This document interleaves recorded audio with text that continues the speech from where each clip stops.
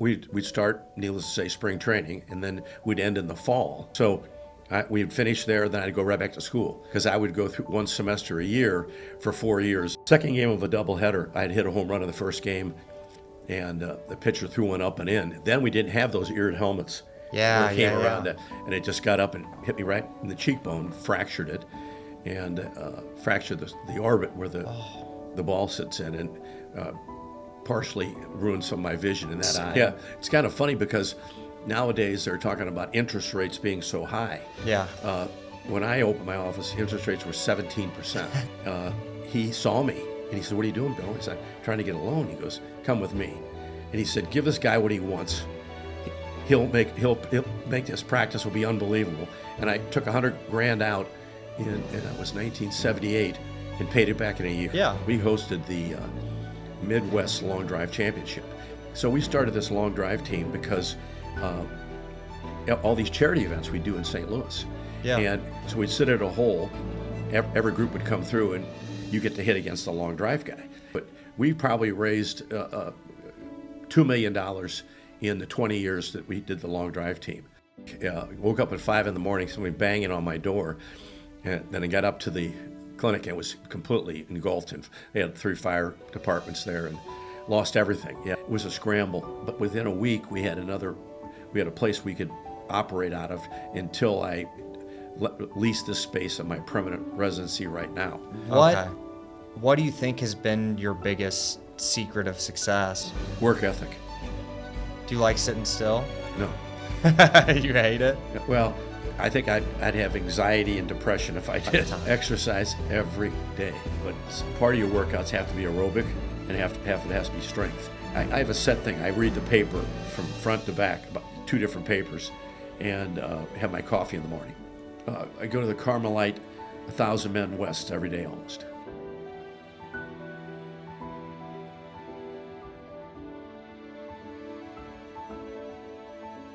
And it's every time you compromise yourself, the person you want to become becomes a little smaller.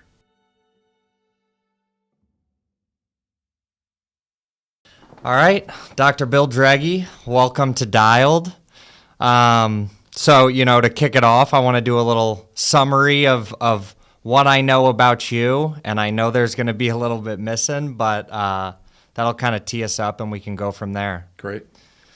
So, Dr. Droege, Master of Traumatic Biomechanics, board-certified chiropractic physician, CEO of Esquire Sports Medicine, former professional baseball player for the Chicago Cubs, named to Kansas State University's All-Century Baseball Team, chiropractic physician serving athletes throughout the NHL, NFL, PGA, NCAA, an active supporter and contributor of multiple charitable organizations, including Blasted Out of Bush, Home Run for Heroes, Little Patriots, and SIDS Awareness, co-founder of the St. Louis Long Drive Team, 22-time World Long Drive finalist, and the recipient of the Long Drivers of America Lifetime Achievement Award, and as I've now learned, on the board of directors for a commercial bank here in St. Louis. It's a pleasure to have you, Dr. Droege. So let's start from the beginning. Where'd you grow up? St. Luke's Parish in Midtown St. Louis, one of 11 children. Wow. And 7 boys, 4 girls. My dad always said favored him. Then went to CBC, Christian Brothers, which was only probably 8 blocks from the house. We all used to walk there, all the kids, all the boys. And all the girls went to Ursuline Academy. From CBC, went to Kansas State University on a baseball scholarship. In fact, I can tell you a story. My dad brought all of us into the older kids into the kitchen one time and said, "I'll pay for your junior colleges, but you're going to have to pay your own colleges or get scholarships." 5 of us did. Wow! So that was pretty nice. And my brother Don, #1 draft pick in the soccer, and guarded Pele when he was playing professional soccer. Oh, is that right? Yeah. Where did he play soccer here in St. Louis? St. Louis U, #1 draft pick out of St. Louis U. Is that right? Right. I can't believe I didn't know that. We'll get him on this thing too. Yeah, absolutely. Oh, that's cool. And you grew up in St. Luke's Parish. Right. And do you still live in that area? Still live there. That's what I thought. Oh, that's very cool. Well, it's nice to be able. Richmond Heights is a great spot. You can walk to anything. Yeah. And that's really unique in this day and age because in most housing developments, you got to drive to the restaurants and drive to the grocery store. I can walk to everything. Yeah, absolutely. That's cool. And just homegrown St. Louis guy. Know all the policemen and all the firemen. You know almost everybody in Richmond Heights. Yeah. Yeah. Oh, that's cool. So one of 11, where'd you fall in the third oldest? Third oldest. And you said your brother, who was the number one pick, where did he fall in that? He'd be seventh. Wow. So, obviously you must have been playing baseball from a young age. You had almost a built-in starting lineup just in your family. Well, my dad played professional baseball. Oh, did he? With the Cubs. Really? So when I signed and got drafted, I mentioned that. None of them, needless to say, he was there before the World War II. Yeah. Nobody knew him, but it was kind of a great story for Chicago that a son of a former player plays. But my dad got me started doing it, and that's what I always wanted to do.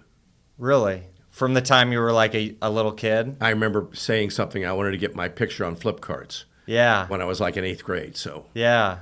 That's cool. And then, so you went to CBC for high school, and that's where I'm sure your baseball career, you started getting a little bit of recognition at that point? Attention. Was all state my senior year. Okay. And then got the scholarship to Kansas State. Wow. And so I know you got nominated or placed on the all-century team, so you must have had a pretty incredible career at Kansas State University. Yeah, pretty good career. It's kind of interesting because they didn't have aluminum bats then.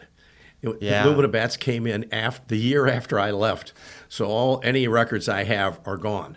Yeah, I mean. But it's all the other schools too. Yeah, that's right. So yeah, you've got to look at the pre-aluminum bat era to get the real records. They should have statistics, but they couldn't take away the stolen bases or the people throwing out and defensive play. That was always in play still. Yeah.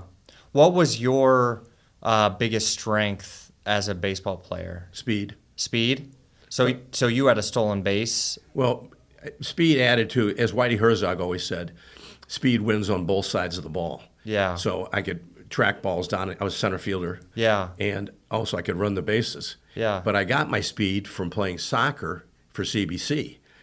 In fact, truthfully, I had more soccer scholarships than baseball. Really? But I wanted to play baseball because of my dad and that. But that years of playing soccer where you're running without using your hands gave me that speed in the outfield that helped my career. Oh, that's cool. So did you play soccer all the way through senior year as well of high school? CBC, yes. Yeah, you were playing both sports. Yes. And then you just had to make that decision, I'm going with baseball. Well, I was going to go to Michigan State to play. I had to play 2 sports there. Okay. Soccer and baseball. And I went to K-State for one reason, is that was the first year that freshmen were eligible to play varsity sports.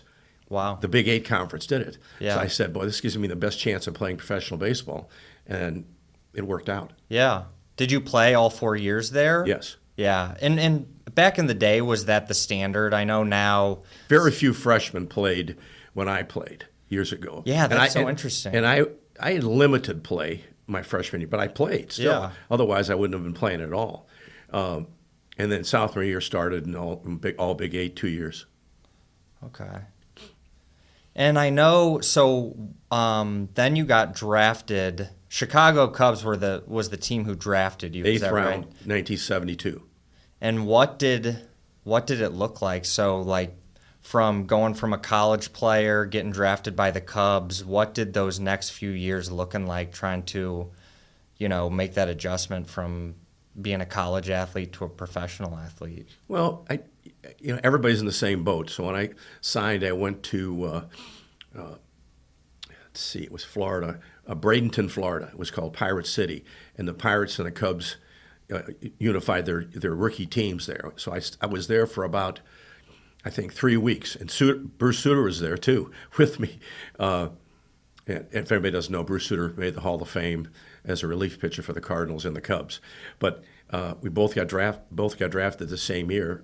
Anyway, I played there for 3 weeks and then got moved up moved up to Quincy, Illinois.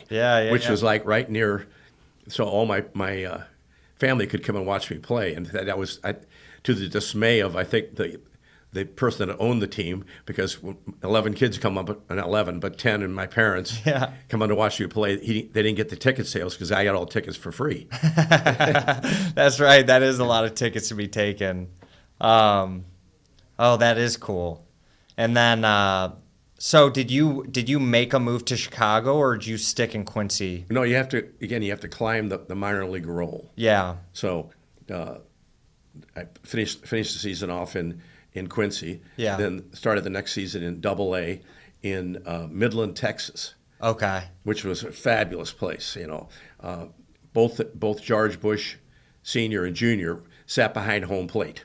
Really? During games. But I'll preempt that with a great story, because we won the Texas League Championship one year. I kept the picture, and then when George Bush became president, I thought to myself, shit, I'll mail it to the White House, see if you'd remembered us. Yeah.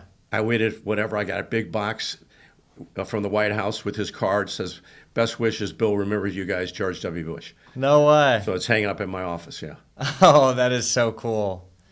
And you still have that in the office today? Oh yeah, with his the card from the president's card. Yeah. On the picture. Yeah. Oh man, that's really cool.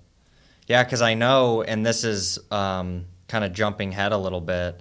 But I know when your facility, your chiropractic physician facility in Richmond Heights had burnt down, what was that, 5 years ago now? Yep. You had quite a bit of memorabilia in that shop as well. Yeah, that was a hard one to take. I woke up at 5 a.m, somebody banging on my door, and then I got up to the clinic and it was completely engulfed. And they had 3 fire departments there and lost everything. Yeah, I had 12 rooms, and that's basically 40 years of taking care of teams.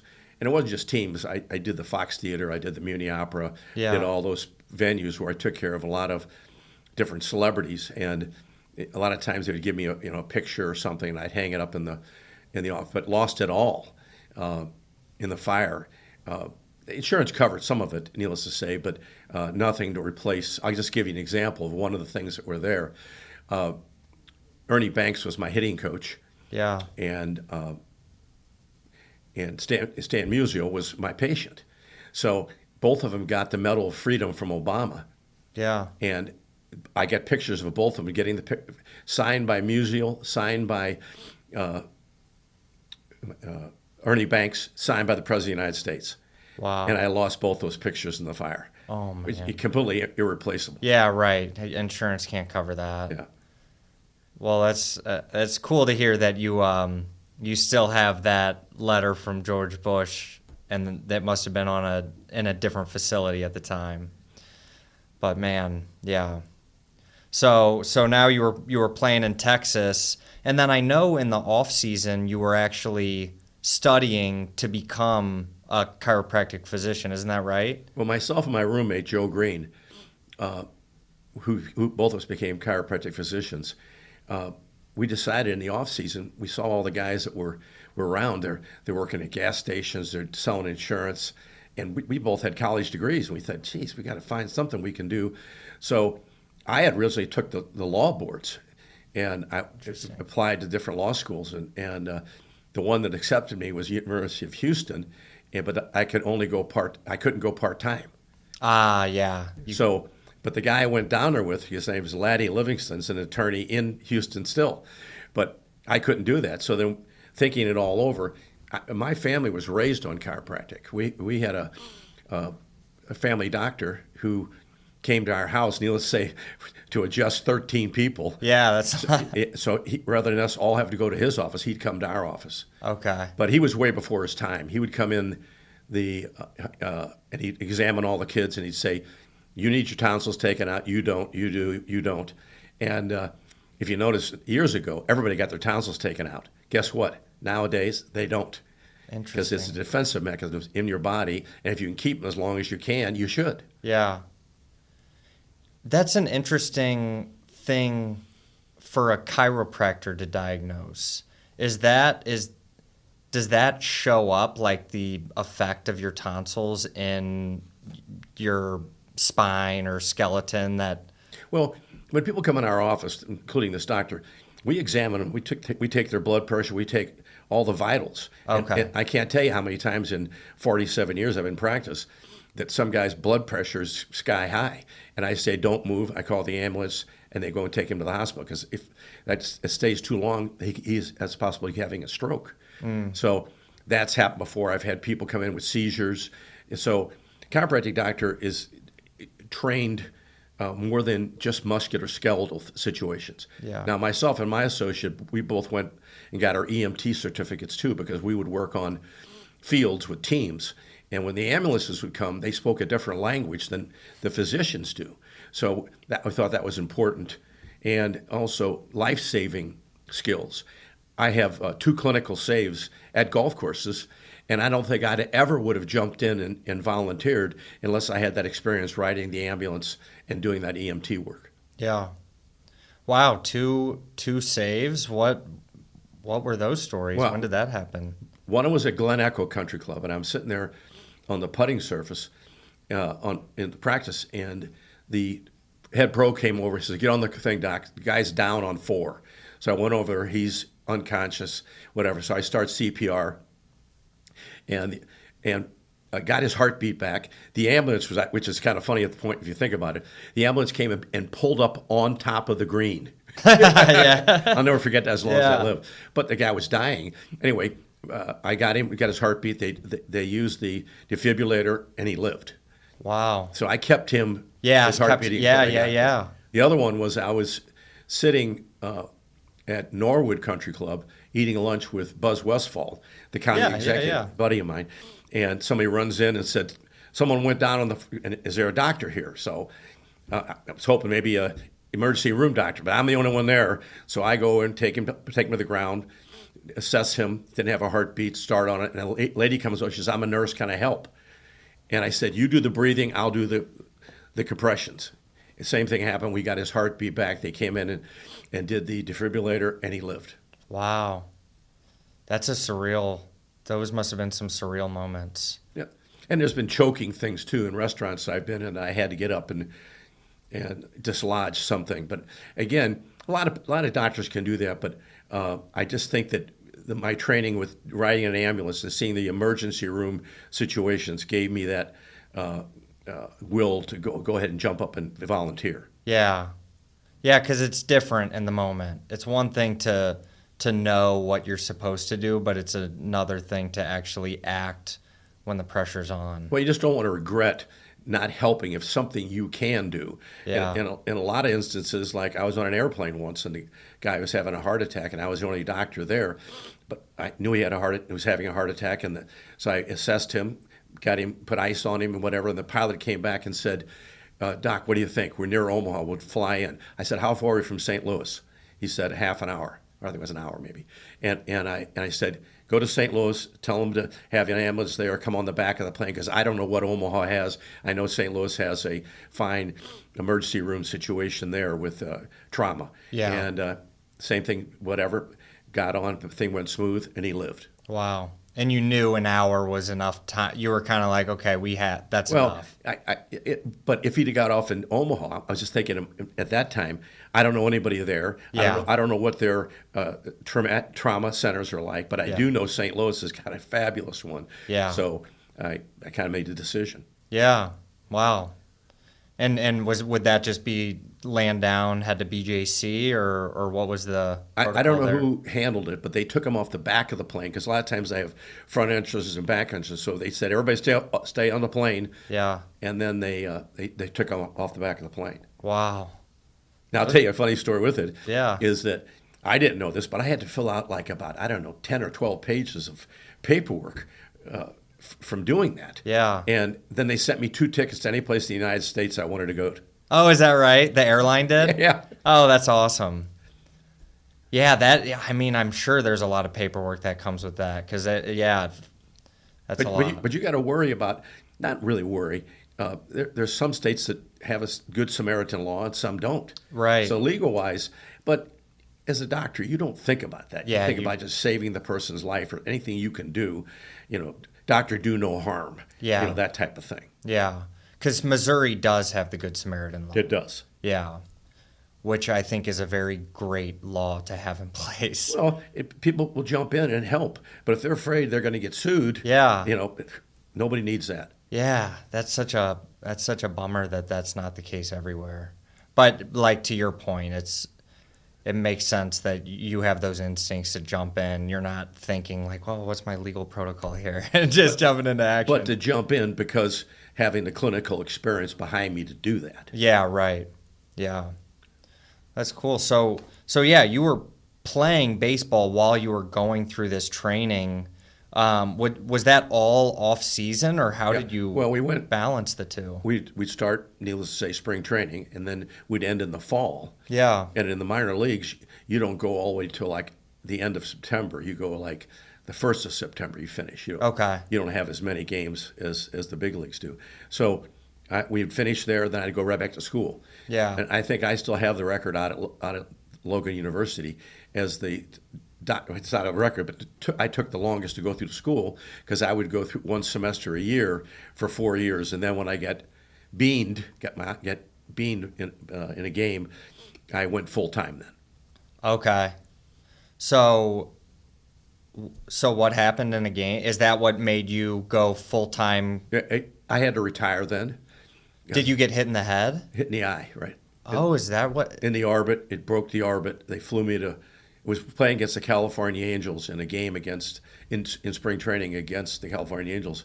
Second game of a doubleheader, I had hit a home run in the first game, and the pitcher threw one up and in. Then we didn't have those eared helmets. Yeah, it came around, and it just got up and hit me right in the cheekbone, fractured it, and fractured the orbit where the ball sits in, and partially ruined some of my vision in that eye. Oh my God! And that was the lead eye. But I was a center fielder also. Yeah. So a center fielder has to have eyes of a hawk. Yeah. Because the hardest ball to catch is not the ball that flies in the air. It's the line drive with the fans behind them, and you can't pick the ball up out of the crowd. Yeah, that makes sense. And you got to be able to make a split-second decision because the ball is going to be out there and on you. Yeah. I hadn't even thought about that. I've never obviously played baseball in front of a crowd, but that is... Yeah, you'd think it would be the ones hit up high where the sun might be in your eyes, but you don't even think about the changing backgrounds. The background's most difficult. In fact, I think, what was the one? I think the Kurt Flood ball that he missed in the World Series game. I think that's exactly what it was, a line drive right at him. Yeah. And he couldn't pick it up because, again, guys are wearing those days, and probably too much, but then they wore white shirts all the time. Yeah. So you can imagine the white and the white ball. Very difficult to pick it up. Yeah, that's why I had never thought about that. Man. So that's what then, because now you've been a practicing chiropractic physician for over 40 years, right? 50 years in 27. Okay. And that's what kicked off. And did you launch like your first office here in St. Louis? Yeah, it's kind of funny because nowadays they're talking about interest rates being so high. Yeah. When I opened my office, interest rates were 17%. And I went to a bunch of banks, and they wouldn't give me a loan because they wanted to put my dad's house as collateral. And I refused to do that. Yeah. And so the one bank I went into, a friend of mine, Dan Keneally, who has since passed, he saw me. And he said, "What are you doing, Bill?" He said, "I'm trying to get a loan." He goes, "Come with me." And he said, "Give this guy what he wants. He'll make this practice will be unbelievable." And I took $100,000 out and that was 1978, and paid it back in a year. Wow. So he had faith in me, and I rewarded his faith. Yeah. It is interesting in banking relationships and in private investment too, how so much of it is trusting the entrepreneur or the practitioner to succeed. And it's hard before you're established. In for the people to banking know that. community, they have rules. They've got to a lot of times get collateral Yeah. to give a loan. But I can name a couple situations where I referred somebody to the bank, and I said, "This guy he's got a great idea. He's gonna make it. Give him the money." Yeah. And they did, and he did. Yeah. So I can think of the one where he had hired a bunch of trucks to carry mail for the United States Mail from St. Louis to other cities. Yeah. And he had the contract already, and the other banks wouldn't give him any money because he had no collateral. Yeah. Well, Commercial Bank did. Wow. How long have you been on the board of directors of Commercial Bank? Probably 30 years. 30 years. And what sparked your interest in getting involved in the banking industry? Was it your experience of starting your own practice and the challenges? I had to find a bank that I could do my banking with. Yeah. And these guys were really great guys, and they talked.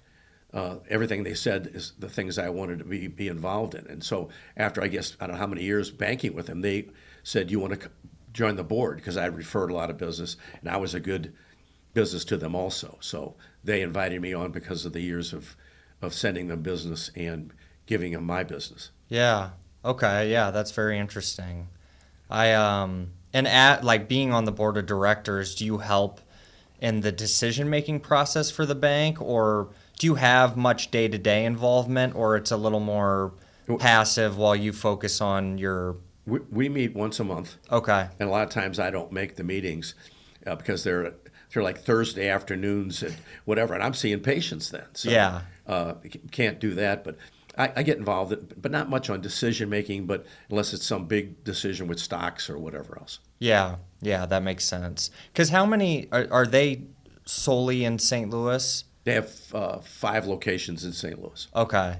I know there's the one like in Westport. Right. Is that right? And where else are they? Chesterfield, across the river, and there's one South County and one Chesterfield. Okay, awesome. And do they do a lot of like local? Is it mostly local lending? It's all it is. That's cool. And do they do a lot of like I know they do mortgage lending. Is their primary focus like commercial lending, or do they have a pretty strong residential presence? Because that's obviously an interesting field to me. Well, they do both. Okay. So they have officers in there that handle loans for commercial and loans for residential. So they cover all those areas. Yeah.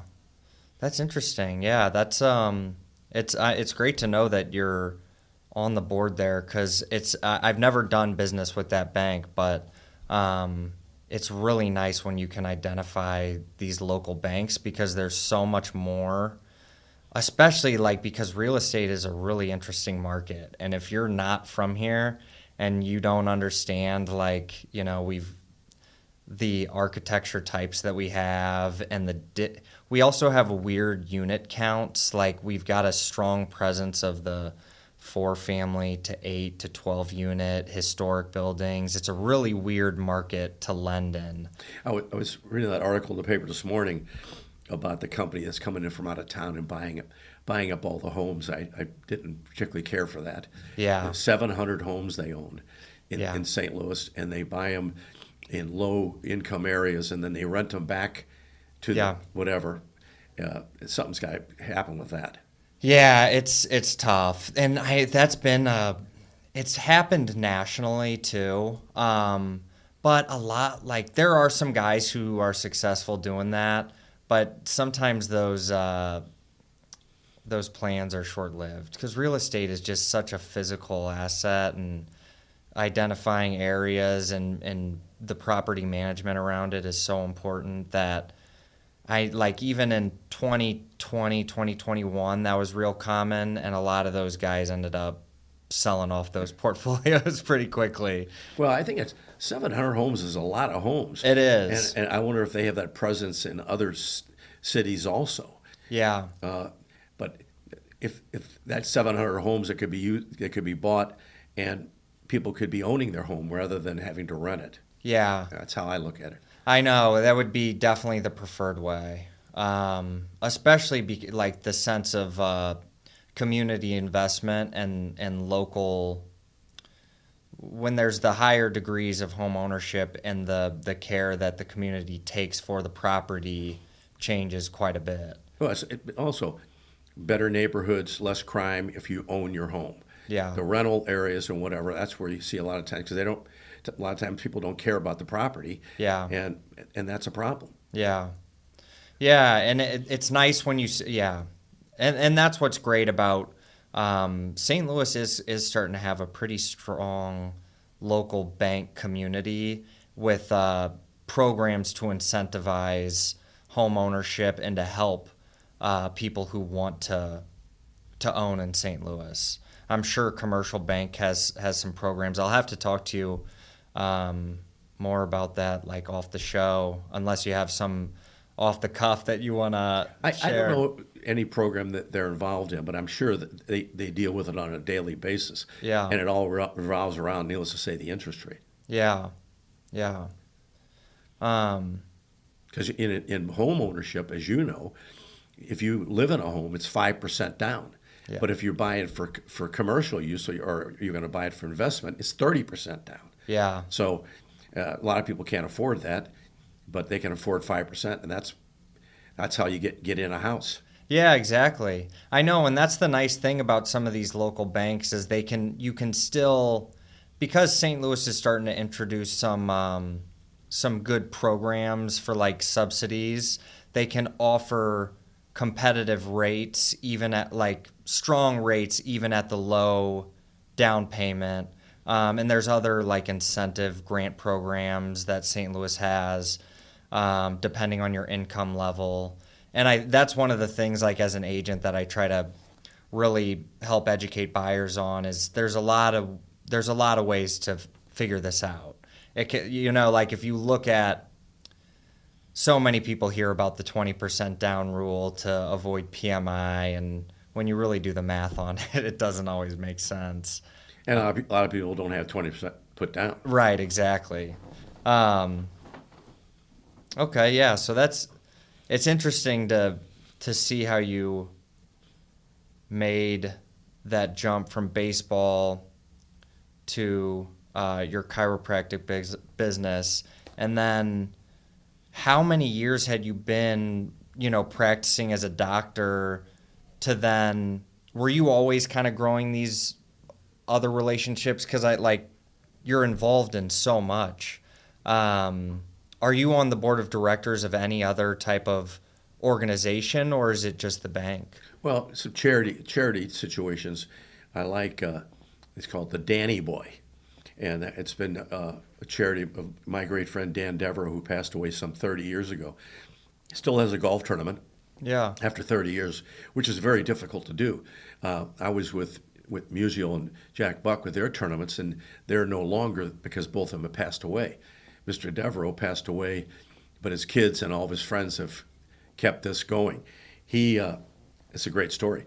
He made some relationship with this nun who ran a laundromat over in East St. Louis, and turned it into a thing for for the parents to drop the kids off because they had no place for them to go while the parents were working. Yeah. And then it's turned into a school, and now they give scholarships. So after this is some 30 some years now, the tournament raises money every year for this charity event, and I'm real proud of that. That's very cool. Is it in East St. Louis? That's where it's stationed? That's where the facility? The facility is. Yeah. And we do it at Forest Park. Nice. But I remember Mr. Dan Devereaux's saying was, we're givers, not takers. That's what's on his motto. Yeah. Oh, that's very cool. That's awesome. Yeah, and speaking of golf, you're the 22-time World Long Drive finalist. 19.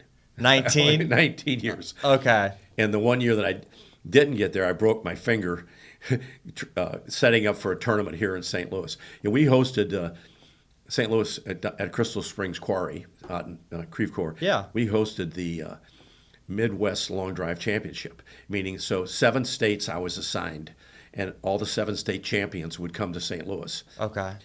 In all different sites. So about 50 guys would come in for 2 spots in the World Finals. Yeah. And it was a grassroots thing, meaning that you could show up tomorrow and it's double elimination. Yeah. You get in whatever, you could get groups of 4. If you win your division, you move up. But only 2 guys got there out of 50.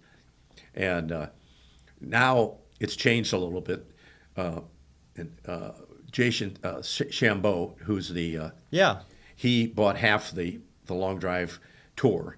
And because he wanted a live tour, he didn't put as much time into the situation. Now it's a little different. Now, before you put $50 down and you got your entry fee into the trying to go. Now you pay $1,000, you go to different sites, and you have to finish in the top 10 to get points. And then the top 10 then move on to another level to where you get to the finals at the end of the year. Interesting. And Chambeau, I like to say this, Chambeau is how far he hits it on television. He got beat by 50 yards by one of the long drive guys last year. Oh, really? 50 yards. Yeah, it is amazing. You know, it's funny with social media. There's so much more exposure to niche athletes. The long drive, for instance. I'll be on Instagram or something, and I'll get caught in a stream of videos where it's just guys bombing the ball. They're not professional golfers or anything, but I'll just watch them going up to Topgolf and driving balls beyond the net. Yeah, there's a charity we work with, Kara Watanabe, and she works with the children that their parents are either been deployed or have passed away during the war years, and so she helps those kids out. So we do a thing out of Topgolf, and we had one of our long drive champions, world champions, out there hitting 3 woods over the top of the thing. So, no way. Yeah. That is crazy. Yeah, it's cool to watch, and I think for a sport like that, I think that social media is so helpful too. It's kind of I always think of it as kind of an export. Yeah. Meaning that all the guys on the tour aren't great golfers. Yeah. They do one thing really well. Yeah. And so the PGA guys, needless to say, would in golf would beat us every day, but not in the long drive. Yeah, exactly. But I know some of the guys on the tour, they would love to come out and compete just to see how they would, fare with. But a lot of them don't want to get embarrassed, is what.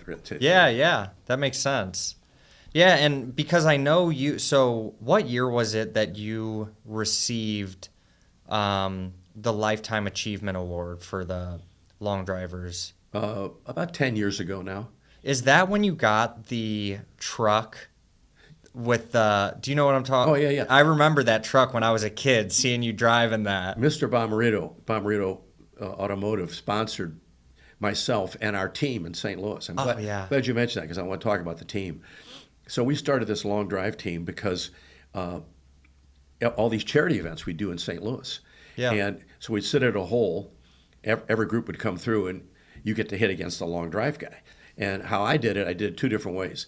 If someone would beat me, I'd pay their $40, $10 a guy. And of course, they get to use my ball in the tournament. And the other way is I gave away hats at St. Louis long drive team.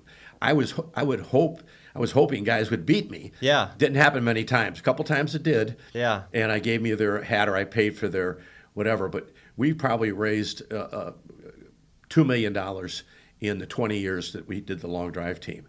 Wow. Unfortunately, all of us got old, and the team no longer, and we couldn't get younger guys to come in, and because it's work. Let me tell you what, I've had both carpal tunnels. Yeah. I've had both my shoulder surgeries done. Yeah.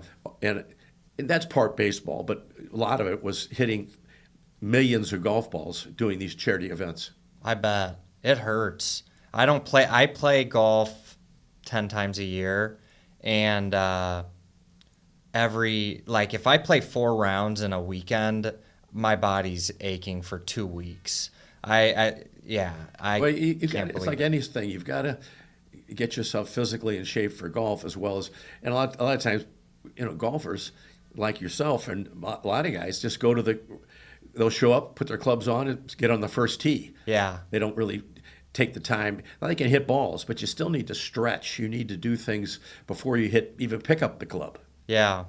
Yeah, as a chiropractic physician, you probably know the best steps to take to kind of prepare yourself for going out to golf. Well, the nice thing now is, like as you mentioned before, a lot of stuff is on the internet. Yeah. You can go there and get workouts that these professional guys go through. But you aren't going to go through their whole workout before you play, but you just need to get a short 10-minute stretch of all the major muscle groups. Yeah. Yeah, and I think that's why I was asking about, I was surprised when you said that speed was your strong suit as a baseball player. I thought you were going to say hitting because you're the long drive, such a long driver. Do you think that served you as a golfer, just having that hand-eye and that strength that you built in baseball? Most definitely. And a lot of the training techniques I did, like I would go, everybody knows Tower T here in St. Louis. Yeah. I would go to Tower T, and before I did my long drive practice, I would go into the batting cage there and hit for half an hour, both right-handed and left-handed, to get all my muscles. So then I get up on the driving range, and I was lathered up, and I was ready to go. Oh, wow. And that worked out well for me for all the years I competed. You could switch hit? You could bat righty and lefty? No, well, I could, but I just did that just to loosen my body up. Yeah. What side did you? Right-handed hitter. Okay. And you were still making decent contact as a lefty? Oh, I could. It considered when I was in college. I talked to my coach and I said, why don't you let me switch hit this next year? I might help my chances of getting drafted. He said, Bill, you hit 370. You're not going to switch hit. Wow, so that's what you were hitting when you were at Kansas State? Yeah. That makes sense that you were on the All-Century team. Wow, that's impressive. And that makes sense that he didn't let you switch it. Yeah, so I guess like going down through this, this list of things that you've done in your life, it's really impressive. You were, baseball, doctor. I kind of want to go a little bit more through, the company that you built, and then kind of zoom in on the last 5 years, because I know it's been a crazy few years for you, beginning with the facility in Richmond Heights burning down. What was that like? Well, to answer your question, we had 3 clinics at one time, and I have one in Illinois over in Shiloh, and my associate over there is buying me out of that one. And then my other associate in South St. Louis, and you mentioned the All-American Sports Center, he's in the same situation. He's taken that one over. So the only one that I run now is the one in Richmond Heights at Highway 40 in Big Bend. But we started out, again, as I told you, I took a loan out and moved into this one building, and then that building came available. It was a pharmacist. And you, as in real estate, I bought this pharmacy building right next to the hospital for $52,000. Wow. I mean, I shake my head still to that day. And anyway, moved my clinic in there, and was there for 40 years. And I still have the lot, but it's, needless to say, to the ground. Yeah. Okay. So yeah, and where's your facilities at Big Bend and 40 now? The one that you're operating. Where was that facility? The one that burned down? Behind St. Mary's Hospital. Oh, behind St. Mary's Hospital, like off Bellevue, right there? Right there, 1202 Bellevue. That's my neighborhood. Yeah. Yeah, I remember that. So what was it like? Obviously you wake up that day, you're getting knocks on your door, you wake up to the fire. How did you kind of get your bearings straight? I think I watched an interview where that morning you were supposed to have 100 or so clients coming in the door that day. Right. So what was it like adjusting and kind of getting back to operating smoothly again? Well, thank God we had computers are in. Yeah. If it would have been all paper, let's say 10 years previously, we wouldn't be able to contact anybody hardly. Yeah. So we got the computer situation, called everybody. It was a scramble. But within a week, we had a place we could operate out of until I lease this space in my permanent residency right now. Okay. So, it took some work with our staff and whatever else, but I realized at that point I need to get this thing up and going, or I'm going to lose all my patient flow. Yeah. So. And do you have other physicians that work under you? Two different physicians. Okay. Yes.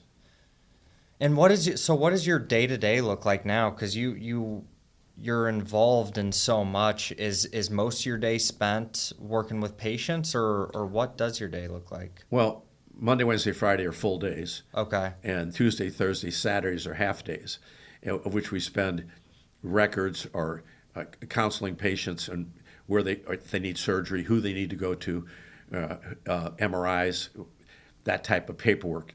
And then the majority of the days are seeing patients, somewhere between 40 and 60 patients a day. 40 to 60 a day? Man, that's a high volume. Well, I've been practicing for near 50 years. Yeah. Yeah, that's a lot to do. Are you because I know at some point you were specifically working for like the Cardinals organization, Rams, or at least very intimately with players from those organizations. Yeah, I was a team physician for the Blues, and I did the player association doctor for the Rams, who won the Super Bowl. Worked with many of the Cardinal players, but never their team physician. Okay. But you were team physician for the Blues? Yes. Okay. Under Mike Shanahan. Yeah. Oh, wow. And then you did similar for the PGA, but was that more on a tournament-by-tournament basis? Yes. So as the tournaments come into St. Louis, they were at Belle Reve, and I knew the orthopedic surgeon who ran them, whatever, and he asked me if Jim Emanuel, great shoulder specialist to the Stars.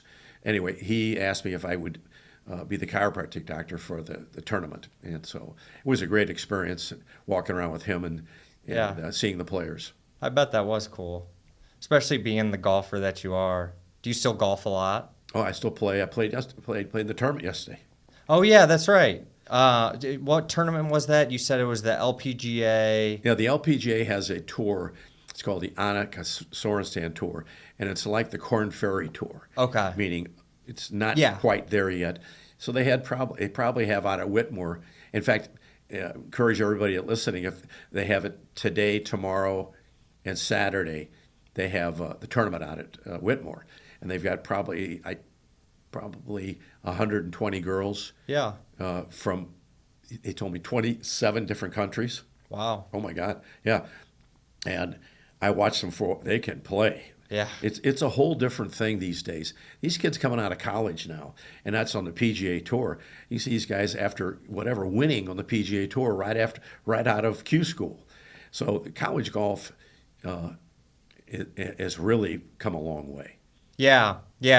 I've caught wind of that a little bit. I'm not involved much in the golf community, but that's what I've heard. And you won the tournament, didn't you? Oh, my team. You played in yesterday? Paul Corder ran the tournament. He called us and said, I need some help. Can you, myself and Steve Elias, can you two guys come out and play in the tournament and help us out? And I said, sure. We just happened to get the right young girl, and we won. Was it a scramble? Scramble, scorecard, playoff. As everybody knows, we tied, and we birdied the first hole. They didn't, so we won the tournament. How are you driving it these days? Well, going back in history, I had the open heart surgery, I guess it's 3 years ago now, about 40 yards short of what I used to hit it. And where does that put you? About 260 to 280. Yeah. Where I was hitting it three, but I'm 75 years old. Yeah, that's pretty deep. That's still pretty good. Yeah, that's very solid. Man, I would love to consistently hit that. People sometimes assume, because I played hockey and I'm pretty athletic, work out a lot. They assume that I'm going to step up and be the driver, and I'm hoping to hit it 220. Hockey is, a lot of the hockey players are really good golfers. Yeah. And I consider the World Long Drive, the greatest long drive champion of history was a guy named Jason Zubek. Oh, yeah? 5-time champion in a row. No one's ever going to beat that record again. And he was a pharmacist from Canada. Really? Yeah, a great guy. Oh, that's funny. Yeah. Yeah, the hockey guys do have a knack for hitting the ball pretty well. Because it's in a long drive, it's the last 8 inches of your swing should be the fastest part of your swing, and that's exactly what they go up high the same way as we do in golf, but when they come down, the speed is right at the end. Yeah, for a slap shot. Yep, and that's the same as the long drive. Yeah, yeah, that makes sense. Okay. And looking back, so like you've built this incredible business after being a professional athlete and while still performing at being a high level athlete, taking on, this board of directors seat, working with all these charitable organizations. A big focus of DIALED, the podcast, and a big goal of why I have this show is to figure out kind of the principles and habits of, highly successful and driven individuals like yourself. And some of that is kind of learned through the stories that you've shared with us and kind of the answers that you've given, but in a more specific lens, what do you think has been your biggest secret of success, or the habits that have helped carry you through all these successful endeavors? Work ethic. Work ethic. So I outwork everybody. Yeah. And that was when I played baseball too. At one time, because sometimes we didn't have batting machines, I'd have 6 of my buddies who were pitchers show up at a batting cage. Each of them would throw for 10 minutes. I didn't care what they threw, just throw. Yeah. Because I had to hit as many balls as the guys in California and Florida and all the other states, and I didn't have the convenience of the good weather. Yeah. And so taking that same thing into the work situation, I worked every Saturday, and a lot of guys took that off.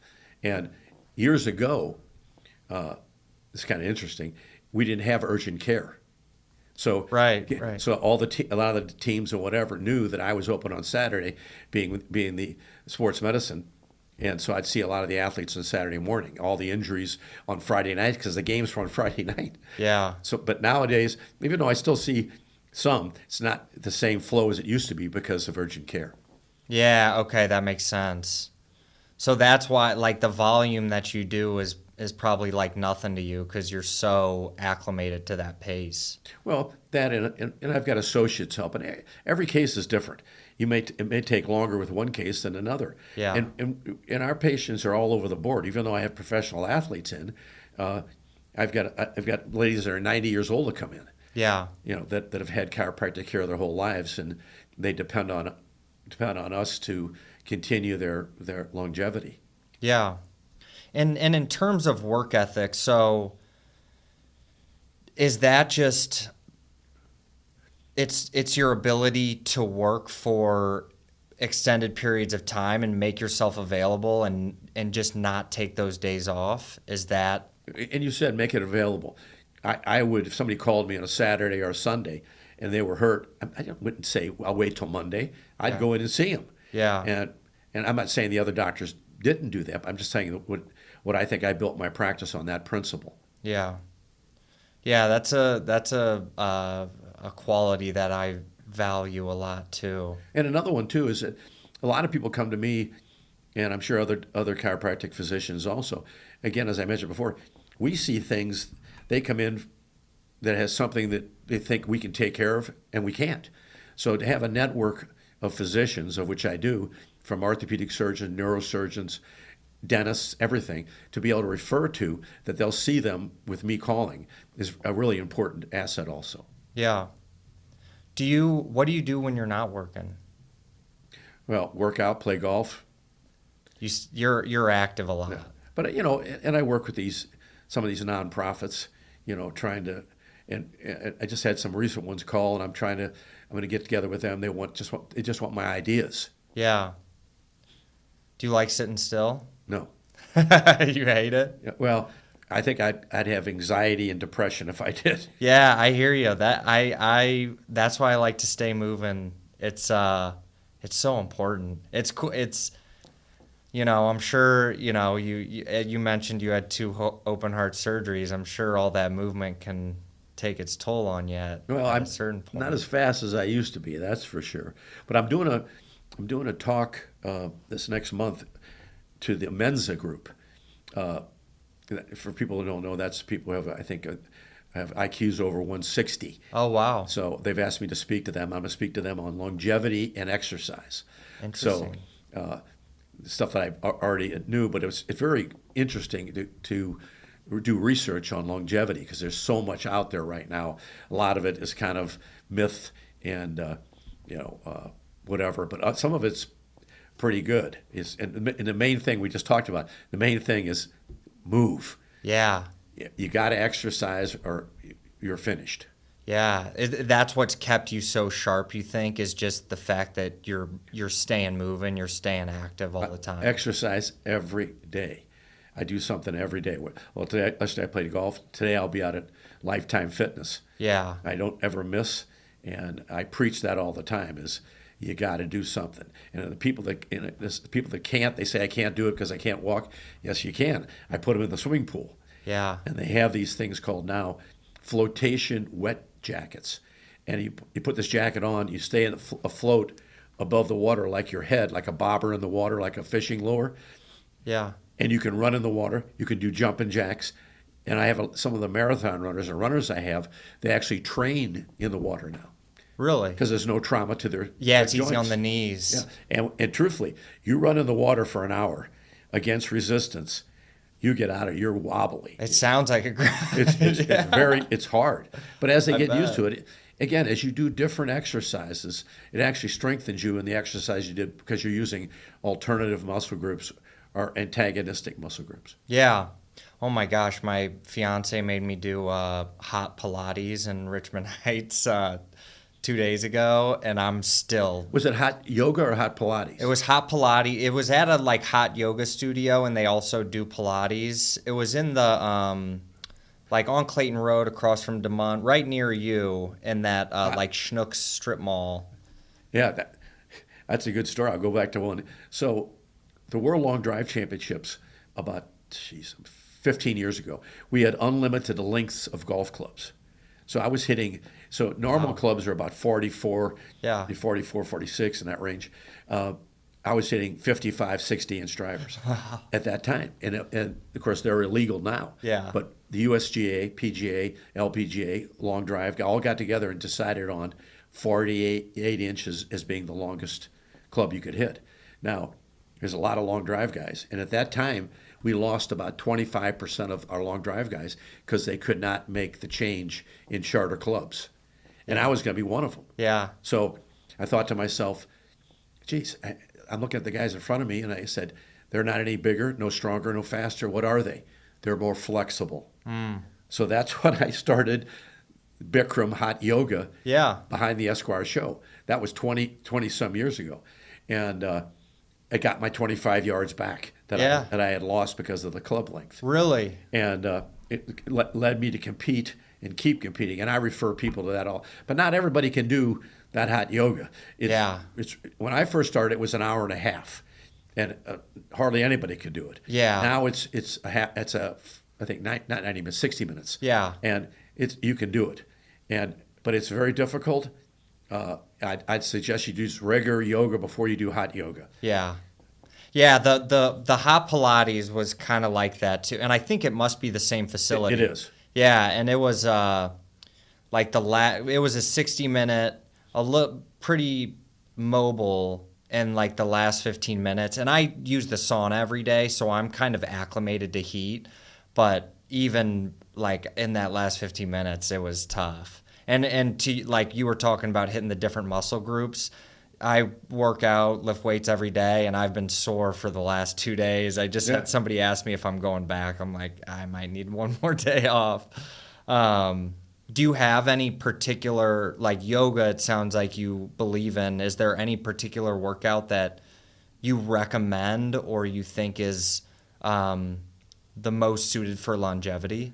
Well, I think you have to get your programs to your age, what you can do and what you can't do. Yeah. But part of your workouts have to be aerobic, and half it has to be strength. I like to do aerobics one day, strength the next day, and then I do alternating body parts. So if I do quadricep, I do hamstring. If I do bicep, I do tricep. You got to do both groups, or otherwise you develop weaknesses within those areas and the joints around that. Yeah. Okay. Yeah, that makes sense. So, yeah, and when you're speaking, did you say Mensa group? Is Yes. that how you pronounce? So when you're speaking with the Mensa group and you're talking about longevity, is the main focus of your discussion going to be stay moving and stay flexible, or what are? I'm going to give them a checklist. Okay. I'm going to call it longevity checklist, and each guy's going to get one, or female, and it'll list all the things that I knew and all the ones that I've researched that will keep them young. Yeah. Yeah, that's so, and I bet for a group like that, it's so important because they're so worried too about keeping their mind sharp.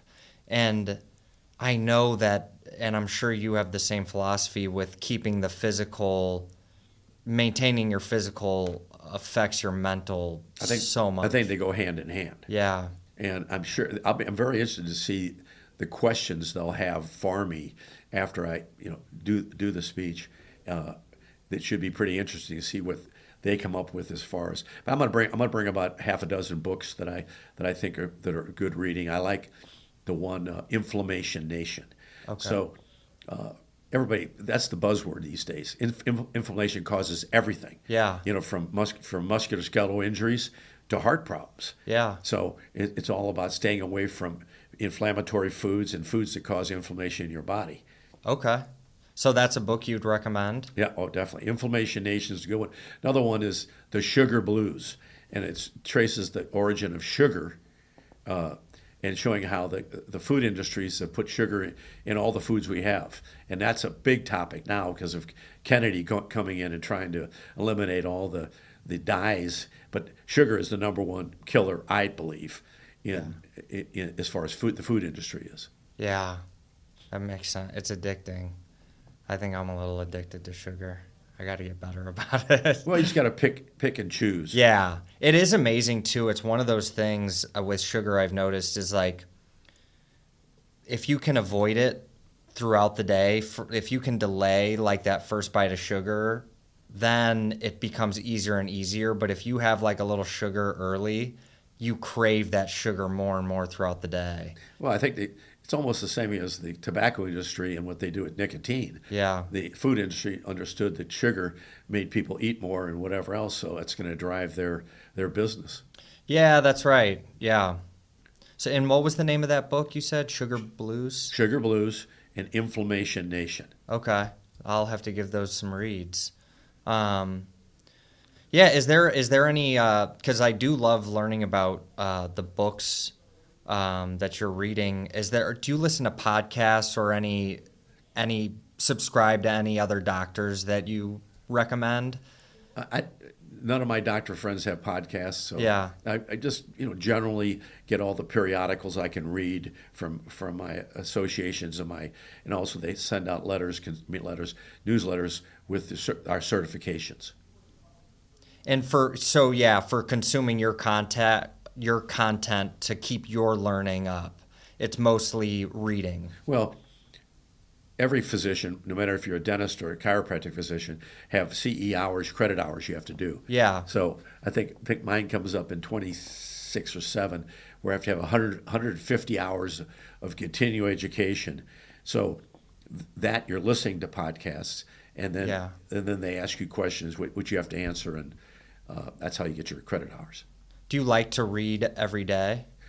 I do, but I have a set thing. I read the paper from front to back, about 2 different papers, and have my coffee in the morning. Okay. That's good to know. It's those little things that I like to learn. It's like movement every day. You're reading the paper every day, front to back. It's hard to find sometime material because the Post-Dispatch is very political, and I don't even want to get into that. Yeah. But you need to see, years ago, people will remember the Post-Dispatch we had. We had the Globe Democrat, which was another paper in St. Louis, owned by my good friend Bill Franke. So that way we got 2 views of what the world was about, and not just one secular view that the Post-Dispatch gives us. Yeah, I know. I think that's so important. With the internet too, it can be, because they have these algorithms that track your interests and then refeed you that. It seems like people are trapped in echo chambers of like hearing the same message over and over. I think it's so important to read or listen to both views. Reading seems to be the easiest because it cancels out some of the noise to really get to read the content. I think if somebody, and I've said this hundreds of times, my family knows, if someone would develop right now a website or something that would just tell the facts, Yeah. they'd make a gazillion dollars. Yeah. Because everybody is thriving or trying to find the truth. Yeah. And even if it gave the facts and then gave a left-sided view and a right-sided view of it, but at Yeah. least you could make a decision. Now you're flipping stations, trying to find periodicals to read to get all the truth, and you can never find it. Yeah, it's almost like you have to listen to a polar on one side and a polar on the other, and then in your own head find a way to make them meet in the middle to extract the truth from the message. And my family is no different than probably a majority of the families. Half of them are Democrats and half of them are Republicans. Yeah. I don't know what my parents would have been. Yeah.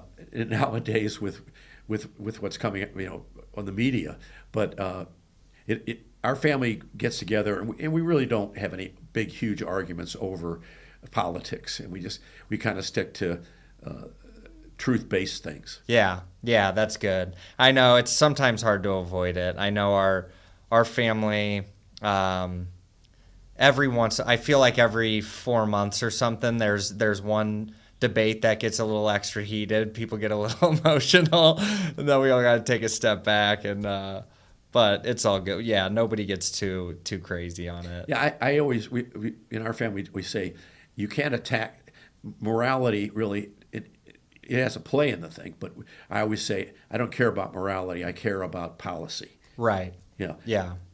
I think that's a good outlook to have. And then your opinion beyond that, but let's get the facts. Oh, that's cool. Are there so you read the paper every day, you move every day. Are there any other daily practices that are really important to you?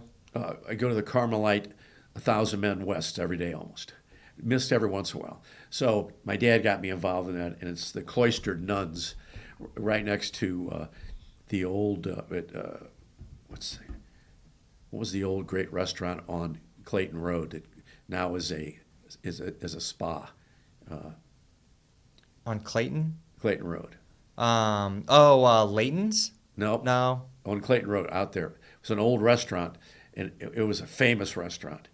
But anyway, the cloistered nuns is right next to them, and you're supposed to make a visit once a week there, and for your religious. My dad got me involved in that. I've done that, and that's one of my daily things. Oh, that's nice. Mind, body, spirit. You're Yep. touching on each of them every day. Oh, that's really good to know. Bush's Grove. Oh, Bush's Grove. Yeah. So that's now a spa. Yeah. And it's right next door to that. Okay. Yeah, I know exactly what you're talking about.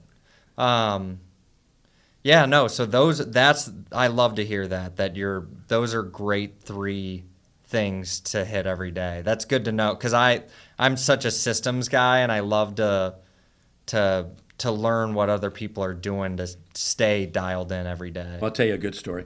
I'm sitting at a banquet, and right across from me was Mike Shanahan, the owner of the Blues, of which he and I were friends. Needless to say, he appointed me the doctor for the Blues. But he's over there, and he's writing on a napkin, and I was doing the same thing. Because I get a lot, something flashes in my mind, and I'm in different places, and I want to write it down, or otherwise forget it. And he said across the table, I get some of the best ideas doing this. Yeah. So that's a habit. I always keep a piece of paper with me that I can jot something down that comes to my mind that might help either my business or something I'm doing. That's good to know, too. Yeah, I try to keep journal entries, but to your point, it's those little thoughts that come and go where if you don't write it down, it disappears forever. So it's like a dream. That's a good point.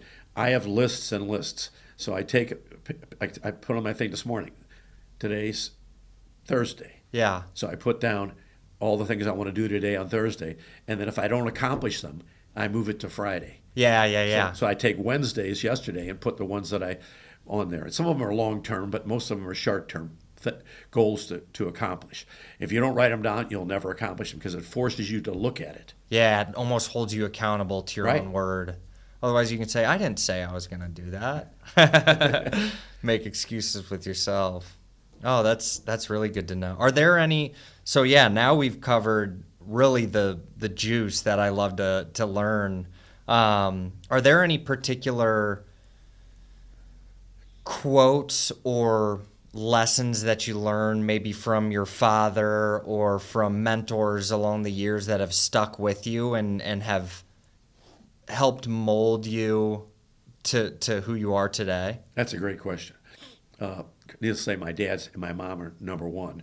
The religious upbringing we all had, which we all still have, was because of my parents. And I remember my dad saying, I'm trying to think the exact word how he said it, and I have it written on a somebody did it in scroll, and it's every time you compromise yourself, the person you want to become becomes a little smaller. That's a very good quote. Isn't that unbelievable? Yeah. Every time you compromise yourself, the person you want to become becomes smaller. Yeah. Wow. If you think about it a couple different times, you can say, yeah, that makes a lot of sense to me. Yeah. So if I do something that I'll regret, that if I wouldn't have done it, I'd have been a better man or a better person by helping or not doing something. Yeah. Yeah, and it works the opposite way too. The more you do things that align with the person you want to become, that person becomes stronger or bigger. That personality within you does. Yeah. And you're reinforcing that. Yeah, I think, with the charity things that I've done, I've always said that if every person would get involved in one charity themselves, create something, and everybody can do it. It's not that difficult. Yeah.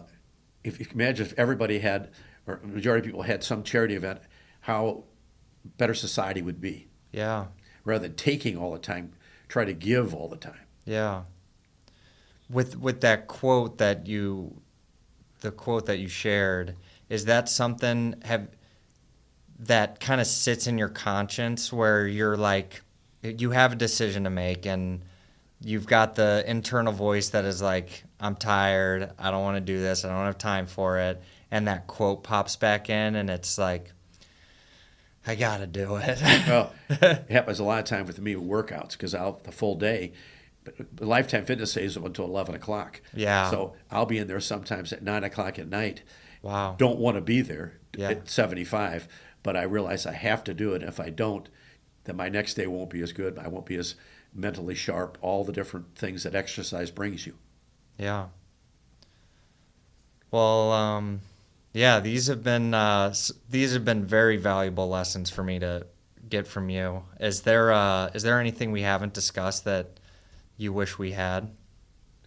I'm just trying to think I think you've covered everything from CBC to Kansas State to the Chicago Cubs. Here's one. My brother Don and I are the only two brothers to ever play. He for me play for the Cubs and him play for the Chicago Horizon. So is that right? He played professional soccer and I played professional baseball. Only two in the history of Chicago to have that. Really? Notoriety, yeah. Oh, that's a really cool accolade. Yeah, it is funny when it is the different places that I've heard your name just because I knew you when I was a kid. Like I was in Molly's class, but you are like a local legend. The amount of times where random people who have brought up Bill Droege for a number of different things in your involvement in St. Louis is really remarkable, and it stands out to me every time. But yeah, that is a stat I've never heard. I appreciate you saying that. It means a lot to me.